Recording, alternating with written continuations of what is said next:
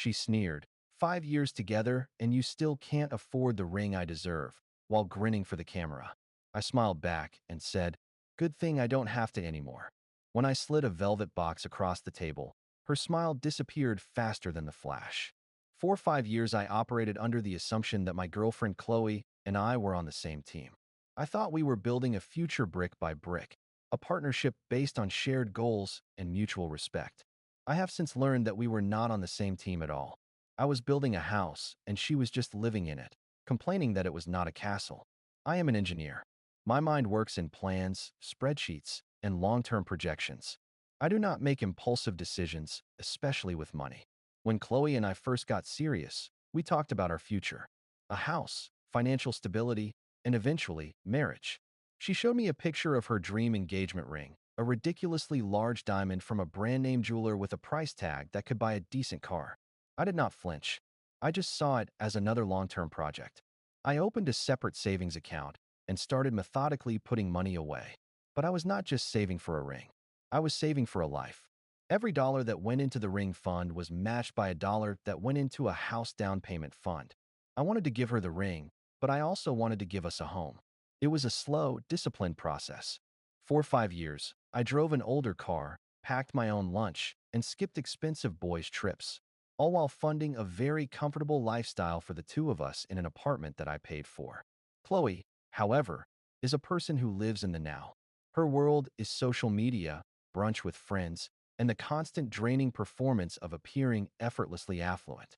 She saw my financial discipline not as a sacrifice for our future, but as a personal failing. She saw it as me being cheap. Her patience had been wearing thin for the past year. The hints about getting engaged became less subtle, and her comments about my spending habits became more pointed. The breaking point came on the night of our 5th anniversary. I had planned a special dinner at a nice restaurant with 2 other couples, our closest friends.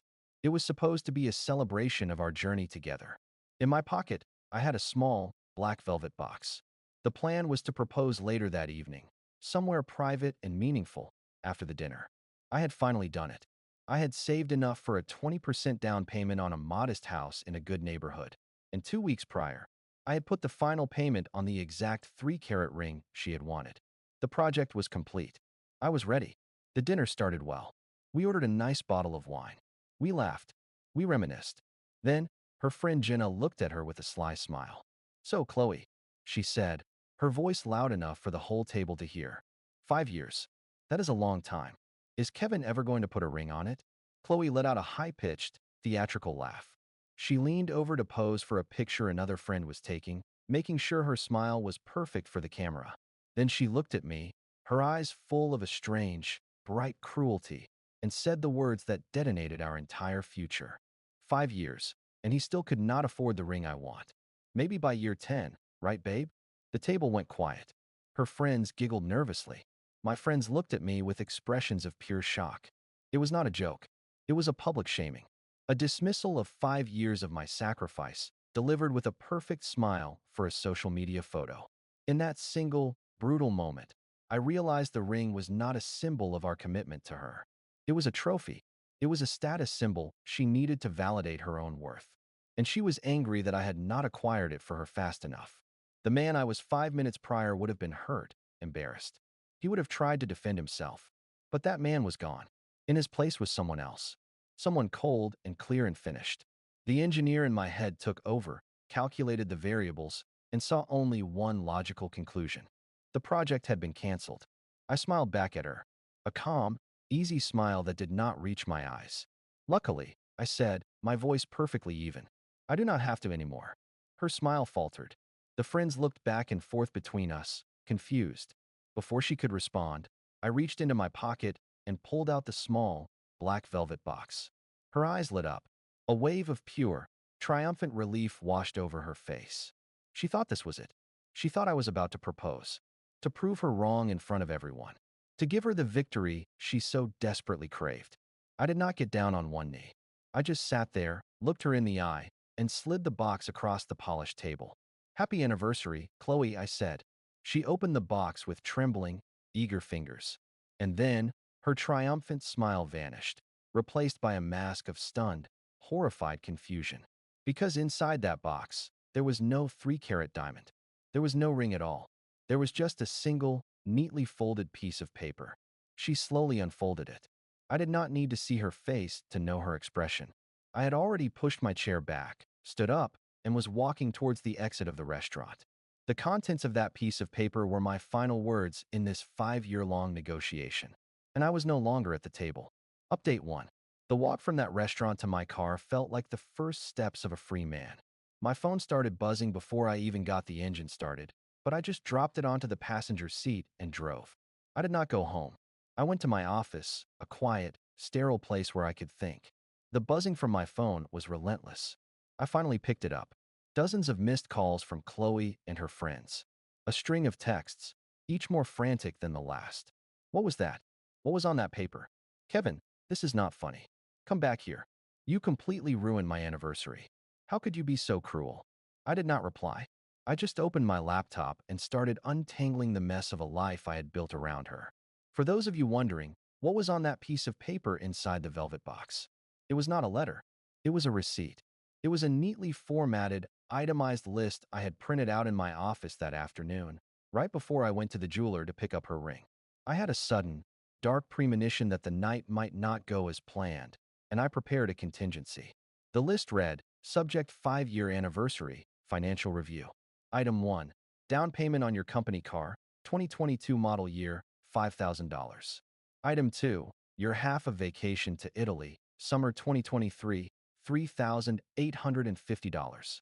Item 3. Your outstanding credit card debt paid in full, winter 2024, $7,200.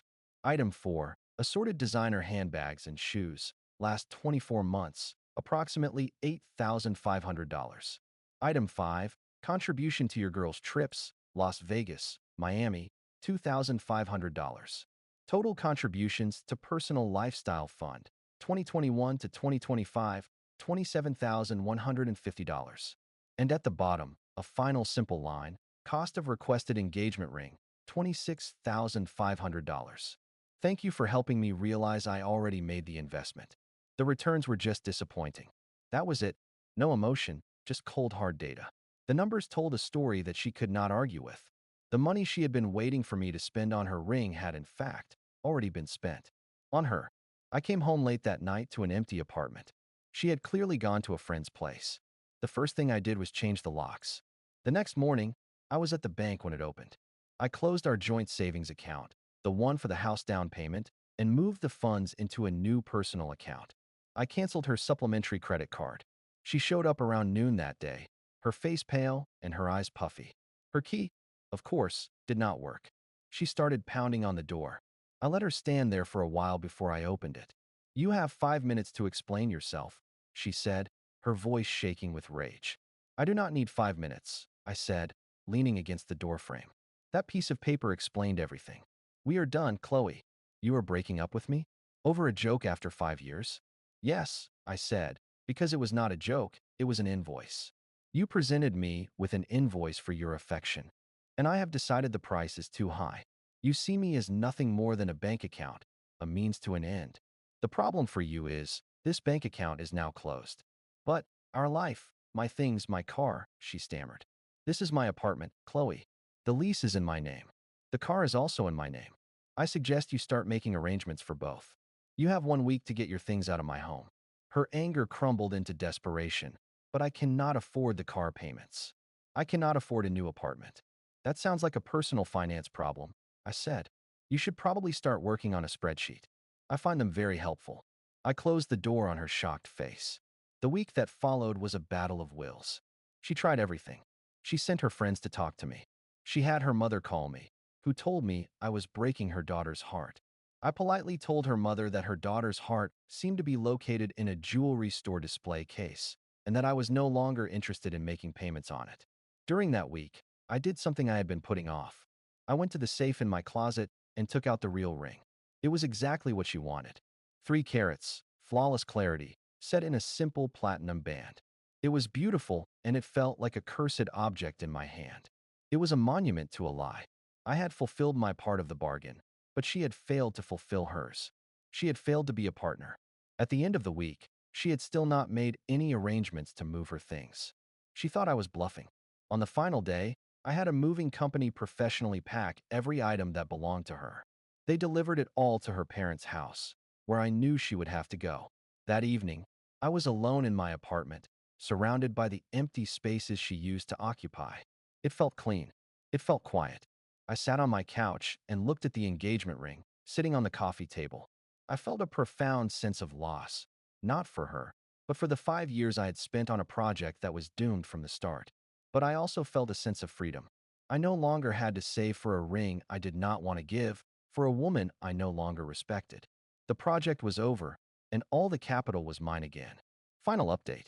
It has been 6 months since the night of our 5th anniversary dinner. The process of moving on has been like renovating an old house. You have to tear out all the rotten wood and faulty wiring before you can build something new and strong. Chloe's life, from what I have heard, has undergone a demolition of its own. Her parents, after I calmly explained the financial situation to them and showed them the bank statements, were not as supportive of their daughter as she had hoped. They let her stay with them, but they made it clear that she was expected to get a job and pay her own way. Her career in real estate had been more of a hobby funded by me. Without the expensive car and the designer wardrobe, she found it difficult to attract the high-end clients she was used to. She had to sell the car to cover her debts. Last I heard, she was working as a hostess at the very restaurant where our relationship had ended. Her friends, the ones who laughed at her joke, slowly faded away. It turns out, their loyalty was directly proportional to my willingness to pick up the check. The most significant event, however, was what I did with the ring. I could not bring myself to sell it. It felt wrong, like profiting from a failure. I went back to the old, quiet jeweler who had custom-made it for me. I told him the whole story. He was a kind man in his 70s, and he just nodded sadly, as if he had heard 100 similar tales. I asked him if he could do something for me. I had him remove the large, 3-carat diamond from the setting. Then I had him take the platinum from the band, melt it down, and forge it into something else. A simple, unadorned money clip. It was symbolic. The material that was meant to bind me to a life of expectation was now repurposed to hold the fruits of my own labor. As for the diamond, I had it set into a simple, elegant necklace. Not for anyone else. For my sister. For her 40th birthday. I gave it to her. She had been my biggest supporter through all of this, and I wanted her to have something beautiful, with no strings attached. With my future now my own, I made a major life change. I took the money I had saved for the house down payment, and I invested it in myself. I left my stable but unfulfilling engineering job and started my own consulting firm, specializing in a niche area of my field I was passionate about. It was a risk, but for the first time, I was not afraid to take one. 2 months ago, my new company landed its first major contract. To celebrate, I went out to a quiet, unassuming restaurant by myself. It was there that I met Kate. She was my server. She was a single mother, working 2 jobs to put herself through nursing school. She was bright, funny, and had a warmth and a resilience that I found incredibly attractive. We talked for a long time that night. She was not impressed by what I did for a living or how much money I made. She was impressed by the fact that I had the courage to start over. We have been dating ever since. It is a different kind of relationship. It is built on shared experiences and mutual respect, not financial transactions. We split the bills, we cook dinner together, we talk about our futures, and they feel like a shared project, not a list of demands. The final, unexpected chapter of this happened last week. Kate and I were at a fundraiser for a local hospital. It was a casual outdoor event. I saw Chloe there. She was not working. She was on a date with a man who looked to be at least 30 years older than her, a man who was wearing a watch that cost more than my first car. She looked miserable, her smile as fake and brittle as it had been on our anniversary night. She saw me. Her eyes immediately went to Kate, sizing her up, and then to my wrist, probably looking for an expensive watch. Then, her gaze fell on something in my hand. I was paying for a round of drinks, and I pulled out my money clip to get some cash. The simple, elegant platinum money clip. She recognized the sheen of the metal. I saw the exact moment of recognition in her eyes. The blood drained from her face. She knew exactly what she was looking at. She was looking at the melted-down remnants of her dream ring, now being used to hold $20 bills for a round of beers at a charity event. It was the ultimate statement that everything she thought was important, the ring, the status, the platinum band, had been transformed into something practical, useful, and completely under my control. She turned away quickly, pulling her older, wealthier date in the opposite direction. I looked over at Kate, who was laughing with one of her friends from nursing school. I walked over and handed her a drink. She smiled at me, a real smile, one that reached her eyes. In that moment, surrounded by the sounds of a local band and good people, I realized I was richer than I had ever been. I had finally found something priceless, and it had absolutely nothing to do with a ring.